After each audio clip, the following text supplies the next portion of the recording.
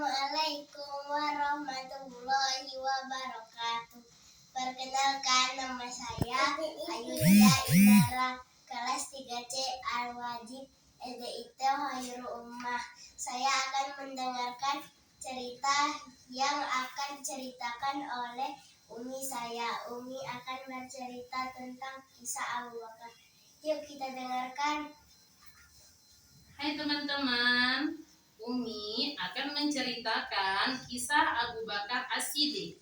Mari kita dengarkan bersama-sama. Suatu hari, Rasulullah SAW bercerita di tengah masyarakat Quraisy. Beliau diisrakan oleh Allah ke Baitul Maqdis di Palestina dan naik ke langit ketujuh dalam waktu semalam. Abu Bakar berkata, jika beliau berkata demikian, maka itu benar. Abu Bakar mempercayai cerita yang disampaikan Rasulullah SAW tanpa ragu sedikit pun. Abu Bakar sudah berteman dengan Rasulullah sejak beliau muda. Dia tahu Rasulullah tidak mungkin berbohong. Mulai saat itu, Abu Bakar mendapat gelar As-Siddiq, yang artinya membenarkan. Nama lengkapnya adalah Abu Bakar As-Siddiq Abdullah bin Abi Quhafah. Dia adalah ayah dari Aisyah radhiyallahu anha, istri Rasulullah SAW. Juga ayah dari Asma, seorang wanita mulia berjiwa ksatria. Jadi Abu Bakar itu selain sahabat Rasulullah, beliau juga adalah bapak mertua Rasulullah. Abu Bakar lahir tak lama setelah Rasulullah dilahirkan, yaitu pada tahun 573 Masehi. Abu Bakar adalah orang yang terjaga dari yang haram. Bahkan sebelum Islam datang, dia terkenal sebagai pedagang yang jujur, terpelajar, lemah lembut, dan penyabar. Abu Bakar adalah laki-laki pertama yang menerima Islam, yang didakwahkan Rasulullah SAW. Banyak sahabat yang akhirnya ikut memeluk Islam karena ajakannya. Di antaranya ada Utsman bin Affan, Az-Zubair bin Al-Awwam, Abdurrahman bin Auf, Sa'ad bin Abi Waqqas, Ammar bin Yasir, dan banyak sahabat mulia yang lain. Setelah masuk Islam, dia sangat tekun beribadah dan lebih rajin lagi bersedekah. Dimanapun Rasulullah memberikan nasihat, Abu Bakar senantiasa hadir di depan. Sholat jamaah pun tak pernah dia tinggalkan. Kemanapun Rasulullah pergi, dia menyertai. Sungguh sahabat setia. Banyak sekali budak yang disiksa tuannya karena memeluk agama Islam. Abu Bakar menolong mereka. Mereka dibeli oleh Abu Bakar dan dibebaskan. Termasuk diantaranya adalah Bilal bin Rabah, pengumandang azan. Saat Bilal disiksa tuannya, Abu Bakar memberikan banyak uang kepada si tuan dan membebaskan Bilal. Suatu hari pintu rumahnya diketuk. Abu Bakar membukakan pintu. Dia mendapati Rasulullah di depan rumahnya. Allah menyuruhku untuk hijrah, temanilah aku. Jadi Abu Bakar As-Siddiq ini menemani hijrahnya Rasulullah.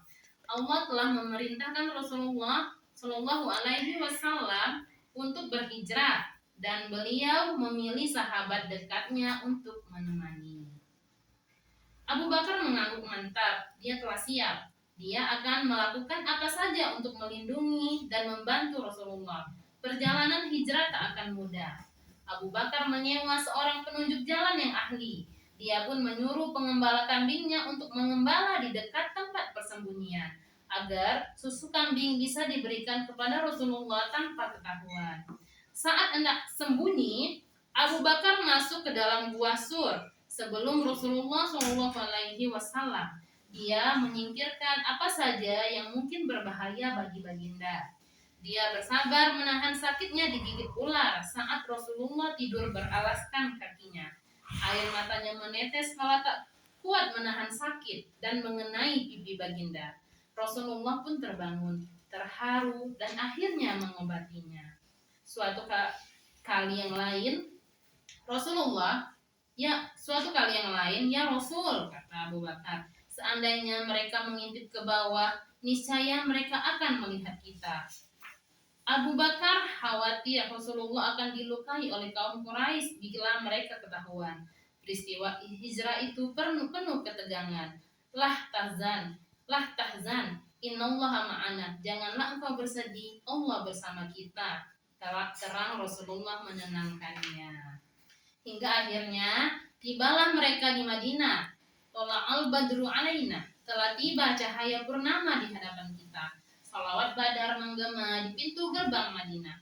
Mereka menyambut sang nabi kesayangan bersama sahabat mulia.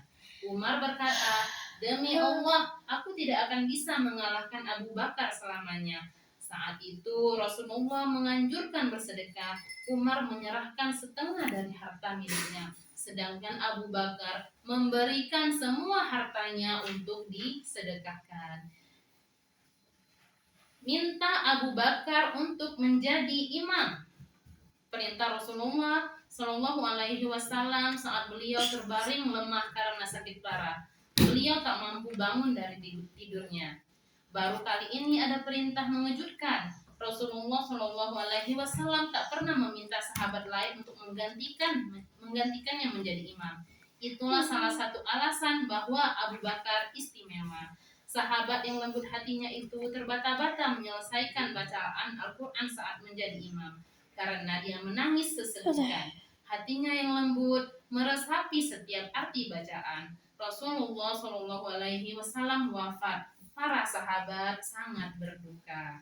Para sahabat bermusyawarah untuk menunjuk pemimpin setelah Rasulullah Shallallahu Alaihi Wasallam wafat. Ditunjuklah Abu Bakar As-Siddiq, khalifah pertama umat Islam. Jadi Abu Bakar As-Siddiq ini adalah sahabat Rasulullah yang pertama kali masuk Islam, dan dia pula lah yang menggantikan Rasulullah menjadi khalifah pertama umat Islam. Baik, itu saja cerita kita hari ini. Anak-anak dan Ara dan teman-temannya bisa mengambil hikmah dari cerita yang sudah Umi bacakan. Mari kita akhiri cerita kita sore hari ini. Assalamualaikum warahmatullahi wabarakatuh.